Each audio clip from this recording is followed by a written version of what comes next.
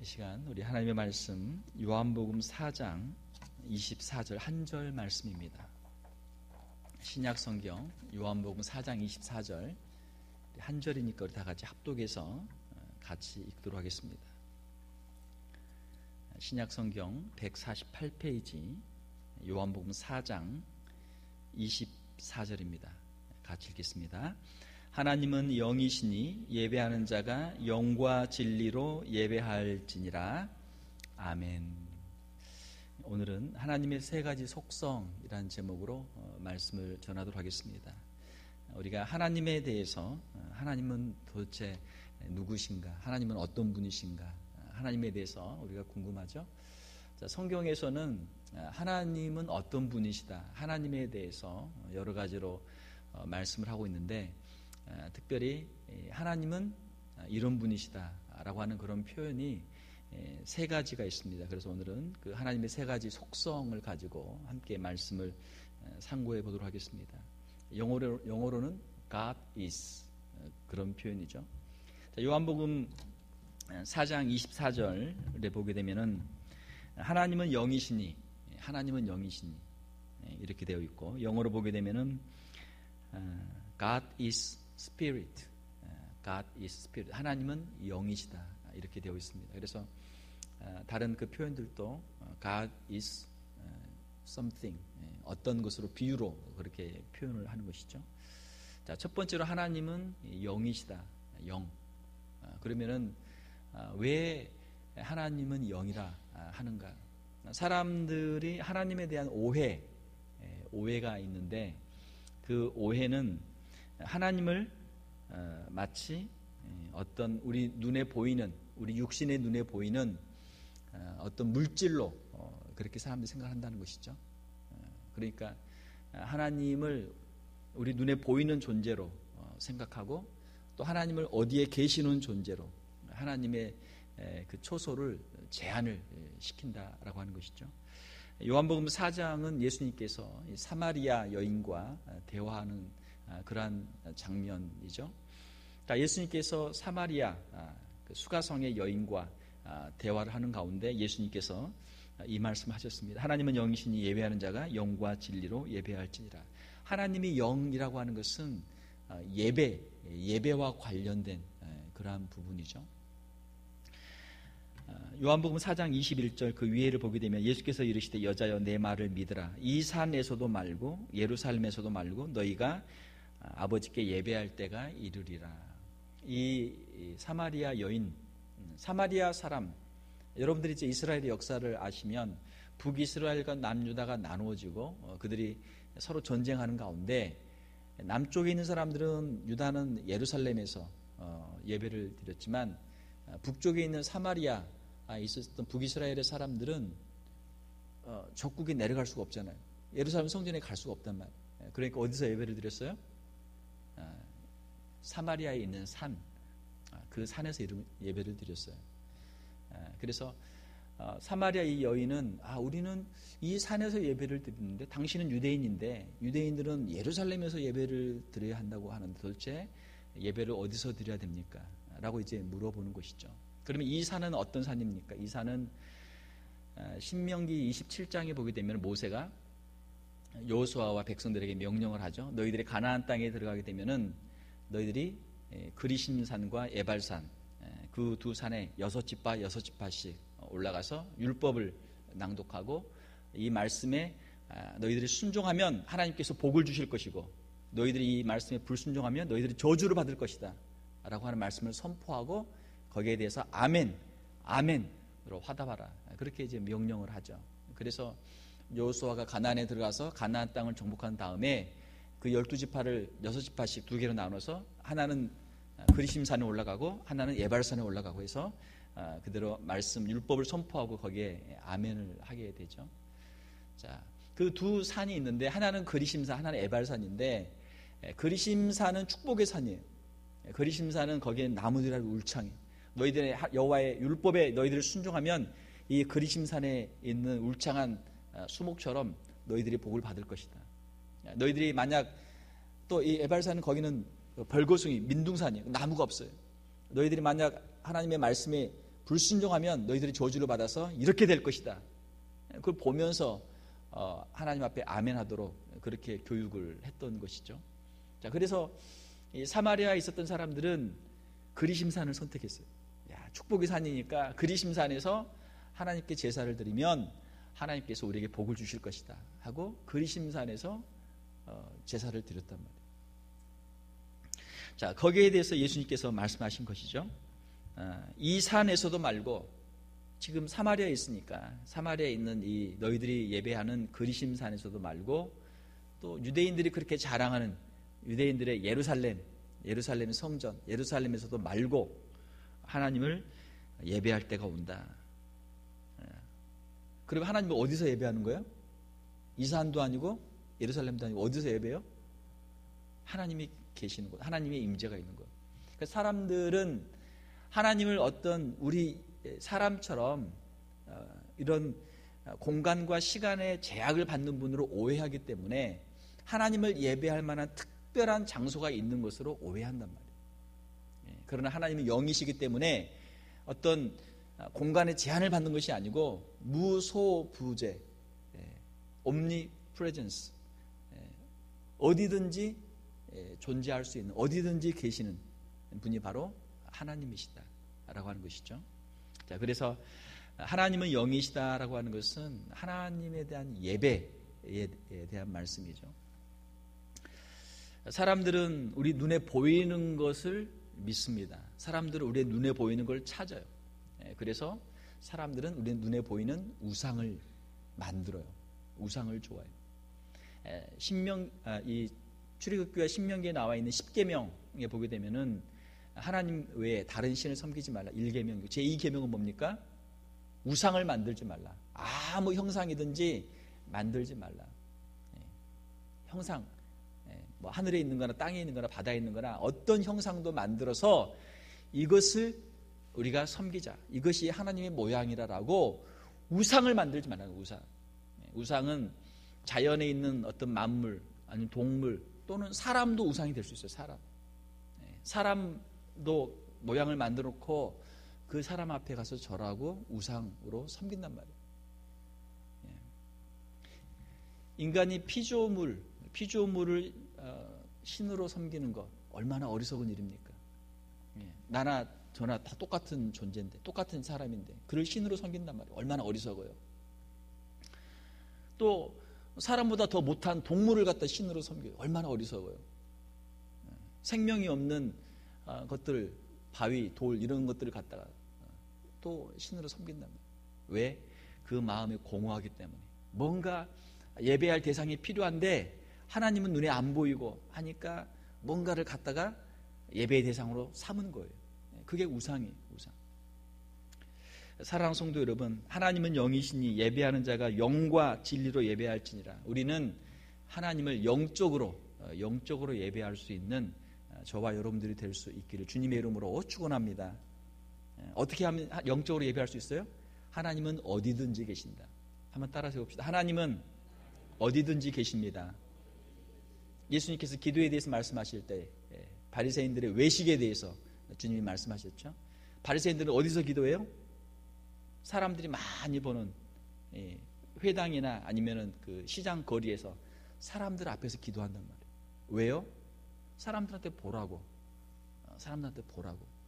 예수님께서 어떻게 말씀하셨어요? 너희는 방에 들어가서 골방에서 문을 닫고 은밀히 보시는 하나님 앞에서 기도하라. 우리의 신앙생활에 아주 큰 문제가 있어요. 그것은 우리의 신앙생활이 하나님 앞에 드리는 예배, 하나님 앞에서 사는 신앙생활이 아니고 우리 눈에 보이는 사람들 눈치 보고 사람들 앞에서 종교생활하는 그것을 신앙생활로 착각하고 살아요. 바리새인들이 사람들 앞에서 외식했던 것처럼 우리의 신앙생활이 사람들이 우상이에요. 하나님은 눈에 안 보이죠. 아무도 없는 자리에서 혼자 기도하라면 아무도 보는 사람이 없는데 내가 여기서 왜 기도해? 사람들 많이 있으면은 그래 사람들 모였으니까 그 앞에 나가서 내가 대단한 사람 된 것처럼 사람들 앞에 가서 기도하고 말이죠. 그게 자기의 영광이 되고 자기의 종교생활로 착각한단 말이에요. 사랑하는 성도 여러분, 하나님은 언제나 어디서나 우리와 함께 계시는 줄 믿습니다. 이것이 영적인 신앙생활이에요. 하나님은 오늘 이 자리에도 계시고, 우리가 집에 가도 집에도 계시고, 우리의 가게에도 계시고, 직장에도 계시고, 어디든지 계신단 말이에요. 영으로 우리와 함께 하시는 것이죠. 내가 주의 신을 떠나 어디로 피하리이까? 우리가 바다 끝에 가서 누워 있어도 거기 계시고, 우리가 높은 곳에 올라가 있어도 거기도 계시고, 주의 영이 우리와 늘 함께 계시는 것이죠. 하나님 앞에서 우리가 진정한 신앙생활을 해야 될 줄 믿습니다. 하나님이 오늘 이 자리에 계세요. 우리가 오늘 찬양했는데, 우리가 찬양하는 이 자리에 주님이 우리와 함께 계시는 줄 믿습니다. 높은 사람 앞에 가면은 옷도 잘 입어야 되고, 예의도 같이 해야 되고, 그 앞에 가면 얼마나 떨립니까? 많은 군중들 앞에서 가수도 노래하려면은 가수도 떨어요. 떨어요. 우리가 하나님 앞에서 우리가 작은 노래를 부르든 큰 노래를 부르든 우리가 하나님 앞에서 우리가 늘 찬양할 수 있기를 주님의 이름으로 축원합니다. 찬양 하나도 우리가 정성을 다해서 우리가 진정으로 우리의 아름다운 신앙 고백으로 우리가 불러야 되는 것이죠. 우리가 기도할 때도 마찬가지예요. 많은 사람들이 모인 곳에서 대표 기도를 하든지, 혼자 골방에서 문을 닫고 혼자 기도하든지, 하나님은 거기 우리와 함께 계시는 줄 믿습니다. 그걸 우리가 믿어야 우리의 신앙생활이 되는 거예요. 가끔 가다 보면 어떤 분들 대표 기도를 하는데, 기도는 누구한테 하는 겁니까? 하나님께 하는 거죠. 근데 대표 기도를 딱 이렇게 부탁해서 하는데 어떻게 해요? 사람들한테 기도를 하시는 분들이 가끔 있어요. 가끔. 사람들에게 들으라고 이렇게 해야 됩니다, 여러분, 하면서 기도를 한단 말이에요. 기도는 하나님께 하는 것이죠. 하나님께. 회중을 대표해서 하나님께 하는 거예요.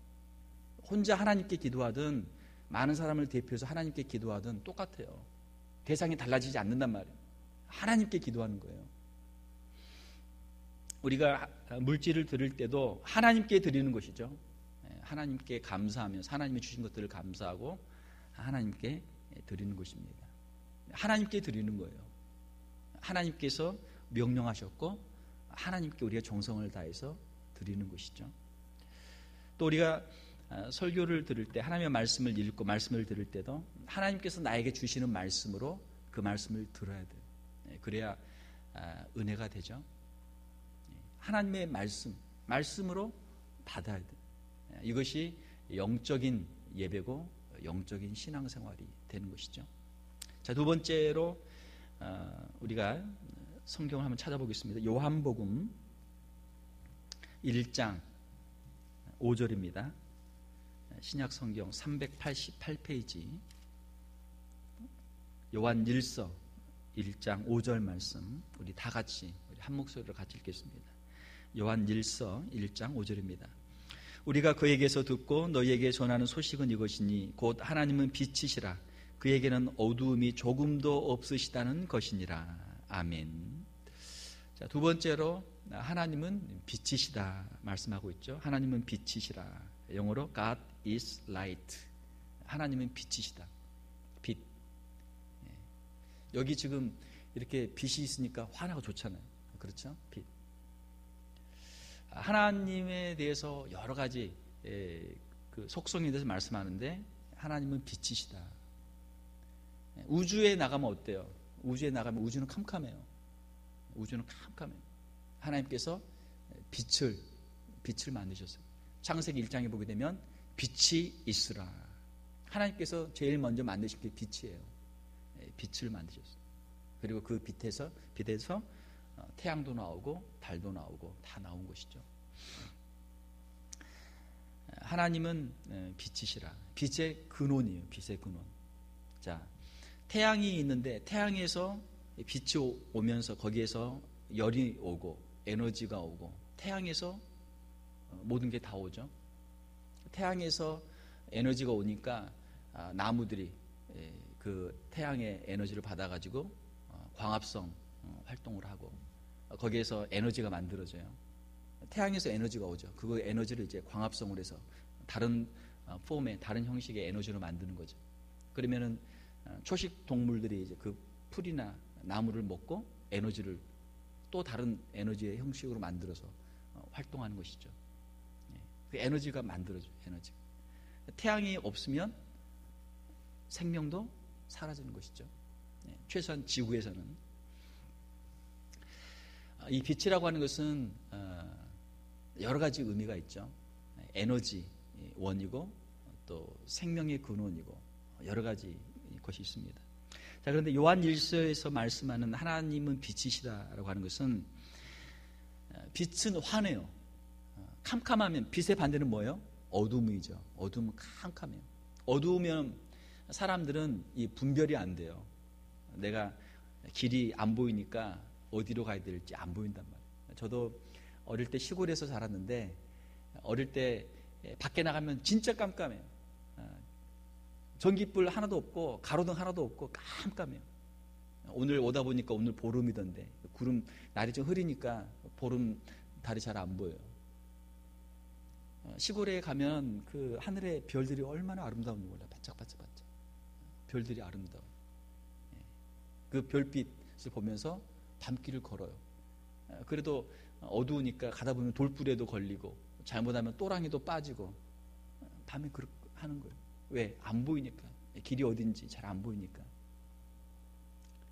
빛이 환하면 어때요? 분별이 되죠. 여기는 돌이 있고 여기는 또랑이 있으니까 길로 안 빠지게 잘 간단 말이에요. 어두움은 영적인 분별력을 상실시켜요.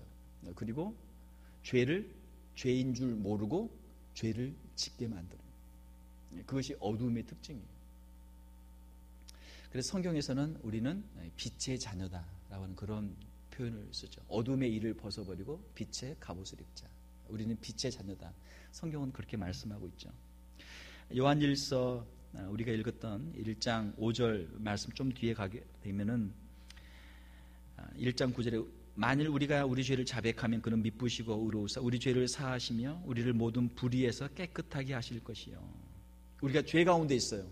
죄 가운데 있는데 하나님께서 우리에게 빛을 비춰주시면 우리가 죄 가운데 있는 것을 깨닫게 돼요. 아, 나에게 죄가 있구나 하는 것을 깨닫게 돼요. 하나님의 말씀의 빛이 비추면은 아, 이것이 죄구나. 죄에 대한 분별력이 생긴단 말이에요. 지금 이 세대가 왜 문제입니까? 윤리적으로, 도덕적으로, 영적으로 기준이 없어요. 분별력이 없어요. 이게 옳은 건가? 이게 틀린 건가? 이거를 판단을 못해요. 왜? 어떤 사람은 이게 옳다고 그러고 어떤 사람은 이게 틀리다고 그러는데 자기가 가만히 보니까 이 사람 말도 맞는 것 같고 이 사람 말도 맞는 것 같고 하니까 갈피를 못 잡는 거예요. 그 기준이 어디에 있어요? 만약 도덕의 윤리의 기준이 사람들이라면 이 사람은 이렇게 말하고 저 사람은 저렇게 말하는데 그 기준이 어디 있어요? 기준이 없단 말이에요. 이쪽에 가면 이게 기준이고 이쪽에 가면 이게 기준이니까 헷갈리는 거예요. 기준이 없어져요. 사랑하는 성도 여러분, 사람들은 영적인 무지 상태에 있어요. 그러니까 분별 못한단 말이에요. 하나님의 말씀의 빛이 비춰져야 우리가 하나님의 말씀을 통해서 윤리의 도덕의 기준을 우리가 찾게 되고 영적인 분별력을 갖게 되는 줄 믿습니다. 이것은 틀림없는 사실이에요. 말씀을 떠나면 거기에는 진리가 없습니다. 말씀을 떠나면 거기는 도덕의 기준이 없어요. 다수결로 한다는데 다수결이 바뀌면 어떻게 해요? 그러면은 전에 맞던 게 틀린 게 되고 틀린 게 맞는 게 되는데 어떻게 돼요? 기준이 바뀌는데. 하나님은 빛이십니다. 우리가 어두움 가운데 살 때는 죄가 죄인 줄 몰랐어요. 그러나 빛으로 가까이 나가게 되면 우리의 흠과 우리의 부족한 부분들이 다 드러나게 돼요. 죄인은 하나님 앞에 나갈 수가 없죠. 그래서 하나님께 나가기 위해서는 우리 안에 있는 죄를 버려야 돼요. 우리의 죄를 자백하면 저는 미쁘시사 신실하시사 우리를 모든 불의에서 깨끗게 하실 것이요. 믿습니까? 우리 주 예수 그리스도의 십자가를 의지하고 하나님 앞에 나갈 수 있는 저와 여러분들이 될 수 있기를 주님의 이름으로 축원합니다. 오늘 찬양을 부르는데 찬양의 가사랑 너무 참 그렇죠? 말씀이 맞죠? 우리가 부족하죠? 우리는 연약해요. 우리는 항상 최선을 다하지만 우리는 부족해요. 연약해요. 인간이니까 아직 허물이 있어요. 주님 앞에 나오면서 하나님, 저는 죄가 없습니다. 바리새인들은 그렇게 말할 줄 몰라요. 말을 하겠지만 그건 외식이죠. 그건 외식이죠. 진실한 사람은 그렇게 말할 수 없단 말이에요. 하나님, 제가 최선을 다했지만 아직도 부족합니다. 연약합니다. 이것이 진실한 신앙인들의 고백이 되는 것이죠. 우리 그리스도인들의 삶에는 성화라는 것이 있습니다. 성화는 이 사람이 구원을 받은 사람이라고 하는 하나의 증거가 돼요. 성화도 구원의 과정 중에 하나예요. 성화가 빠져 있으면 이 사람은 구원받은 사람이라고 할 수가 없어요. 어떤 사람이 예수님 믿기 전에 지었던 죄를 지속적으로 반복적으로 아직도 계속 그 죄를 짓고 있으면 이 사람은 구원받은 사람일까요? 아닐까요? 대답하기 어렵죠? 성화가 이루어지지 않고 지속적으로 반복적으로 계속해서 죄를 짓는 사람은 아직 구원받은 사람이 아니에요. 칭의를 받았으면, 하나님의 은혜를 체험했으면 성화의 길을 가게 돼 있단 말이에요. 성화의 길을 가는 것은 자기의 죄를 회개하고 자기의 죄를 슬퍼하고 자기의 죄를 버리고 변화된 삶을 살게 되어 있단 말이에요. 우리가 완전한 성화를 이룰 수는 없다고 할지라도 그 주님 앞에서 죄를 버리면서 죄와 싸우면서 그 길을 가는 성도의 삶을 살게 되어 있단 말이에요. 우리의 마음속에 죄를 슬퍼하지 않고 죄를 회개하지 않고 성화의 삶을 살고 있지 않다면 그 심령에는 아직도 예수의 영이, 성령이 임재하고 있지 않고 아직도 죄 가운데 있고 아직도 하나님의 은혜에 대해서 비추심을 받지 못한 사람이란 말이에요. 구원받은 사람의 특징은 죄와 싸우면서 성화의 삶을 살고 있는 것이죠. 오호라 나는 곤고한 사람이로다. 이 사망의 몸에서 누가 나를 건져내랴. 탄식하면서 하나님 앞에서 엎드리면서 통회하면서 그 구원의 길을, 성화의 길을 가는 것이 구원받은 성도들의 모습이죠. 사랑하는 성도 여러분, 우리가 하나님은 빛이시고 그 빛 앞으로 가는 것이 우리에게 은혜가 되는 줄 믿습니다. 빛의 여러 가지 속성이 있는데 그 중에 하나는 바로 치료하는 것이죠. 빛을 받지 못하면 사람이 우울증이 걸려요. 빛을 받으면 사람이 밝아져요. 빛에는 성경에 보면 치료하는 광선이다, 그런 표현이 있어요. 빛에는 사람들의 마음을 밝게 해주는 그런 힘이 있어요. 우리가 하나님 앞으로 가게 되면, 빛이신 하나님 앞으로 가게 되면 하나님께서 우리에게 빛을 비춰주셔서 우리의 죄도 하나님께서 사해 주시고 우리의 영혼도 하나님께서 고쳐주시고 우리의 심령도 하나님께서 새롭게 해주시는 줄 믿습니다. 빛 가운데로 나아가는 성도들의 삶을 살아야 돼요. 빛을 싫어하면 안 돼요. 빛을 좋아하고 빛 앞으로 가야 돼요. 하나님의 말씀 앞으로 가야 돼요. 하나님의 은혜 앞으로 가야 돼요. 빛 가운데 사는 성도들의 모습은 어떻습니까? 그 심령 가운데 항상 감사가 있죠. 항상 찬송이 있어요. 빛 가운데 사는 성도들의 모습에는 항상 이 밝은 모습이 있어요. 사랑하는 성도 여러분, 우리가 비록 인생의 힘들고 어려운 골짜기를 지난다고 할지라도 주님을 바라보면서 늘 찬송하면서 믿음으로 승리하는 저와 여러분들이 될 수 있기를 주님의 이름으로 축원합니다. 자, 마지막으로 세 번째로 요한일서 4장 7절에서 8절 말씀 우리 함께 보겠습니다. 요한일서 4장 7절에서 8절입니다. 391페이지 우리 같이 한번 읽겠습니다. 시작. 사랑하는 자들아, 우리가 서로 사랑하자. 사랑은 하나님께 속한 것이니 사랑하는 자마다 하나님으로부터 나서 하나님을 알고 사랑하지 아니하는 자는 하나님을 알지 못하나니 이는 하나님은 사랑이심이라. 하나님은 사랑이심이라. God is love. 그렇죠? 하나님은 사랑이심이라. 하나님에 대해서 우리가 여러 가지로 표현할 수 있지만 하나님은 사랑이시다라고 성경은 말씀하고 있습니다.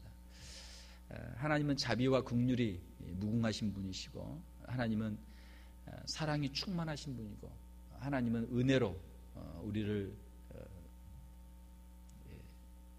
안아주시는 그러한 분이죠. 성경에서 또 하나님 말씀은 우리에게 서로 사랑하라, 우리 주님께서는 서로 사랑하라 그렇게 말씀하시죠. 요한일서 4장 20절 말씀에 보게 되면 누구든지 하나님을 사랑하노라 하고 그 형제를 미워하면 이는 거짓말하는 자니 보는 바 그 형제를 사랑하지 아니하는 자는 보지 못하는 바 하나님을 사랑할 수 없느니라. 하나님께서 우리에게 사랑을 주시고 예수 그리스도를 통해 사랑을 주시고 우리에게 서로 사랑하라 말씀하시는데 우리가 그런 생각을 할 수 있죠. 주님이 제 앞에 오시면 제가 주님을 잘 대접해드리고 주님을 제가 정말 제가 사랑해드리겠습니다. 그렇잖아요. 오늘 이 자리에 만약 예수님이 오신다면 여러분 어떻게 하겠어요? 여러분 맨 앞장서가지고 내가 예수님 모셔야지 그렇지 않겠어요? 마음이 다 누구나 다 비슷할 거예요. 예수님을 사랑하는 사람들은 예수님이 오늘 이 자리에 오신다면 누구나 예수님을 최고로 모시고 싶은 그런 마음이 다 있을 거예요. 자, 그런데 우리 주님께서는 어떻게 말씀하십니까? 나는 너희들 가운데 가장 연약한 자의 모습으로 너희 가운데 와 있다. 가장 작은 소작이 한 것이 곧 나에게 한 것이다. 주님의 말씀이죠. 또한 우리에게 서로 사랑하라 말씀하십니다. 자, 우리 인간관계에서 우리가 서로 미워할 때가 있어요. 또 시기하고 질투하고 다툴 때가 있어요. 분쟁할 때가 있어요. 주님께서는 우리에게 용서하라 말씀하시고 서로 사랑하라 말씀하시죠. 눈에 보이는 형제를 사랑하지 아니하는 자는 보지 못하는 바 하나님을 사랑할 수 없느니라. 하나님께서는 우리 형제들을 우리 이웃들을 용서하고 그들을 사랑하라 우리에게 말씀하시는 것이죠. 마태복음 5장에 보게 되면 우리 주님께서 원수를 사랑하라 말씀하시고 박해하는 자를 위하여 기도하라 말씀하시죠. 그리고 하나님의 온전하심 같이 너희도 온전하라 이렇게 말씀합니다. 하나님의 마음은 우리를 사랑하시는 것이고 부족하고 연약한 자를 더 품고 더 불쌍히 여기시고 하나님의 은혜와 자비로 그들을 품어주시는 것이 하나님의 마음이죠. 사랑하는 성도 여러분, 말씀을 맺겠습니다. 하나님은 누구신가? 하나님은 어떤 분이신가? 하나님은 영이십니다. 우리 눈에 보이는 것으로 우리가 신앙생활을 하지 않고 눈에 보이지 않는 하나님 앞에서 우리가 믿음으로 신앙생활을 할 수 있기를 원합니다. 또한 하나님은 빛이십니다. 하나님은 빛이세요. 우리가 어둠 가운데 있는 것 하나님이 기뻐하지 아니하시고 빛 가운데로 나오는 걸 하나님이 좋아하십니다. 우리가 죄를 버리고 하나님 앞에 나오는 것을 주님이 기뻐하세요. 그리고 하나님은 사랑이십니다. 우리의 마음속에 미워하는 마음, 누구를 미워하는 마음이 있을 때 우리가 신앙생활 제대로 할 수 없어요. 그 마음 내려놓고 하나님께 맡기고 하나님의 마음, 하나님의 사랑, 예수 그리스도의 사랑을 우리가 품을 때 우리가 신앙의 길에 설 수 있는 줄 믿습니다. 오늘 제가 말씀드린 것은 우리가 다 알고 있는 내용들이에요. 그러나 문제는 우리의 신앙생활 가운데서 우리가 이 말씀 하나하나가 우리의 삶 속에서 그대로 살아 역사하기가 쉽지 않다라고 하는 것이죠. 오늘 우리가 이 말씀을 보면서 우리가 반복해서 계속해서 묵상하면서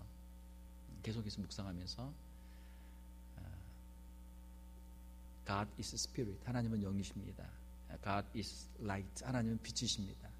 God is Love, 하나님은 사랑이십니다. 이 말씀을 우리가 늘 기억하면서 하나님의 성품을 우리가 닮아가고 하나님의 임재 안에 가까이 나아갈 수 있는 저와 여러분들이 다 될 수 있기를 주님의 이름으로 축원합니다.